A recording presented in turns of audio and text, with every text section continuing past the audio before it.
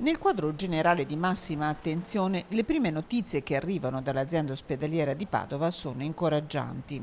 Abbiamo tre persone ricoverate per coronavirus, una in area medica, ieri erano tre, quindi ne abbiamo dimesse due ieri, e due in terapia intensiva, che sono le due signore, le due donne di cui abbiamo già parlato nei giorni scorsi.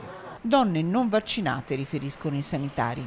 E non ci risulta che ci sia la vaccinazione per queste due persone e sappiamo che appunto si tratta da una parte di una variante appunto brasiliana e dall'altra una variante Delta.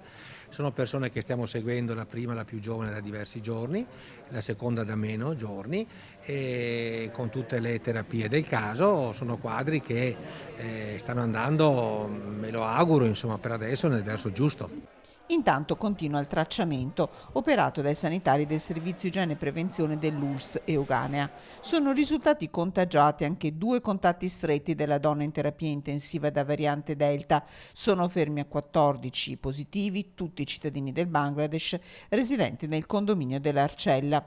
Si stanno attendendo gli esiti dei 40 tamponi a cui sono stati sottoposti i familiari dei bambini e degli operatori rientrati dal campus di rugby di Isola Verde, dove per ora sono risultati contagiati 6 bambini e 2 membri dello staff residenti nel Padovano. Questo è il quadro generale della presenza delle varianti di un virus che i sanitari ricordano è molto subdolo.